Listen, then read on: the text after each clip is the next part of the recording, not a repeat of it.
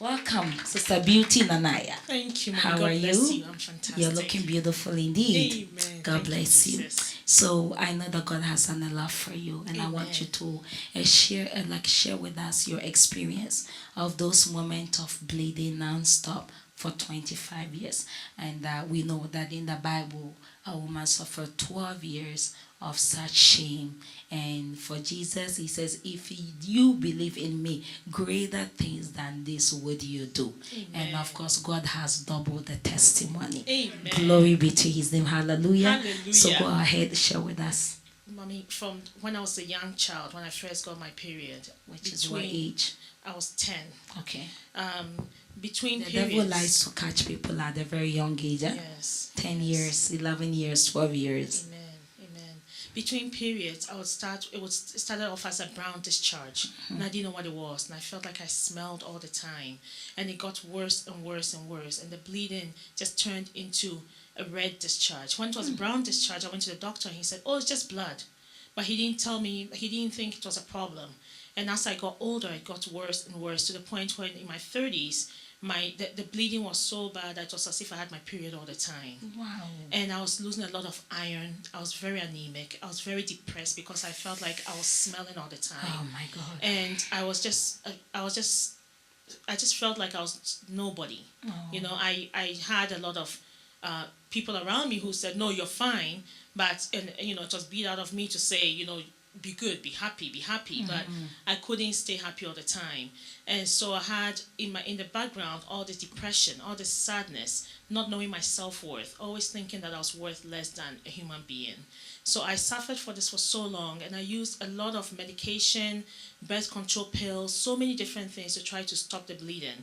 But each time the bleeding would slow down, but it would get worse. As soon as my body got used to it, over 3-4 months, it would get worse. Oh. And so I was just going a big yo-yo up and down of emotions, of energy, of depression. And so I just thought that was going to be the rest of my life. So when I came to Great Lights, one day I heard people being healed of bleeding. And I was happy for them. But in my mind, because I had used all my energy and used up all my research trying to figure out what was wrong with me, trying to get myself healed, I couldn't fathom that I could be healed because I'd been suffering for it for so long. So when it was you actually who said, didn't you hear when the man of God said that he prayed and somebody was healed of bleeding? I was happy for the person, but in my mind I just couldn't think it could happen to me. Amen. So when he prayed for me and it stopped, I was just in shock and I was elated. And I told my doctors, you got to take this device out of me because this What device, kind of device? was an intrauterine device. IUD. Yeah, and it's supposed to, for most women that use it for birth control, it actually stops their bleeding. So that was what I was using it for, so that it would stop the bleeding. But for me, it was actually worse. Oh. So I went to the doctor and they said, if we take this out, it's going to get worse. You know that, right? Because if it's bad like this, imagine if it comes out. I said, no, I've been healed. You have to take it out. Amen. And so they took it out. And in taking it out, it was a fight even. The devil tried to take me to the hospital for it to be done. She tried many times, and in the end, when I said no, it has to come out, and that time the man of God was teaching us about faith, about making sure that we don't speak the wrong way to let the devil win. And I said, no, you go one more time, get your equipment, and I'll pray again. And I just said, no, the man of God has prayed for me. Yeah, hallelujah. And I'm healed. So Amen. she came one more time because she was just ready to take me to the hospital to take it out. And I knew that, you know, now I know, but at that time I didn't know. But I just thought, why would I need to go to the hospital? Because who knows? They'll have to put me under, and then who knows what will happen if I may not recover from it. So I'm very grateful to God that God intervened and said, you know, it needs to come out. And it came out, and I'm fine. Hallelujah. Glory be to Jesus. Amen. So that is 25 years Yes. of bleeding non-stop. Yes. And Jesus, in a twinkle of an eye, healed her. Amen. Now your self-esteem is come back. Amen. Your confidence has come back. Amen. And now God has given you a new name. and the beauty is I all can't over your believe body. it. Hallelujah to Jesus. Amen. You want to share anything else? Yes, apart from that, I've been healed of all the extra stuff that came with it. The depression, all the other stuff. I've stopped taking antidepressants Wow. because I don't need them anymore. And I'm completely healed from all the other Hallelujah. side effects. Amen. One of the biggest things was I kept gaining weight and I was suffering from sleep apnea. Oh. And again, that was one thing that I didn't even realize that God could heal me of. I had it for many years, and every time I drive, I'd stop at a red light, and somebody would have to honk to wake me up so I could keep driving because I would be sleeping.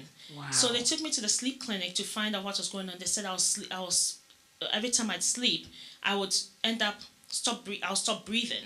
So each time I would jerk myself up, and the more I jerk myself up, the next morning I feel more tired than before. So I was just always tired. I'd go home to sleep and rest, and I would feel more tired. So they put me on the machine to sort of force the air into me so that I would sleep and rest better. And that went on for years. And this machine, I travel everywhere with it. So my carry-on That's luggage, your baby. my carry-on luggage was my machine. Oh, Lord. And so on the days where I wouldn't sleep with it, I'd feel really bad. Because the next day, I'd feel the difference. But one day, one day there was a testimony about a baby who has some similar symptoms to what I was feeling. And again, I didn't even clue in until the mother talked about how she was standing there watching him. And I remembered how my brother, sometimes I'd wake up, jerk up, because I'm not using the machine at that time, and my brother would be standing there worried. And that's what made me put on my prayer points. So I put on my prayer points and on my prayer list. And one day the man of God was praying, and he prayed for everybody putting his hand on their head, and he put his hand on my face. Amen. And I received it. Hallelujah. And that was a really busy day, really busy night. And so when I got home, I didn't sleep with the machine. I slept on the sofa. And the next morning I was fine. Hallelujah. I was not tired. Glory be to Jesus. And I was completely healed. Amen. I haven't used the machine. I used it a couple more times, and then if I was tired, I would sleep on the sofa, and I realized, okay, what's going on here? I'm fine. So then I stopped using the machine, and I'm completely fine. So where is the machine? I threw it away. Gone back to hell, Yes. where it came Amen. from. Amen. Glory be to Jesus. Amen. Oh, hallelujah to Amen. Jesus.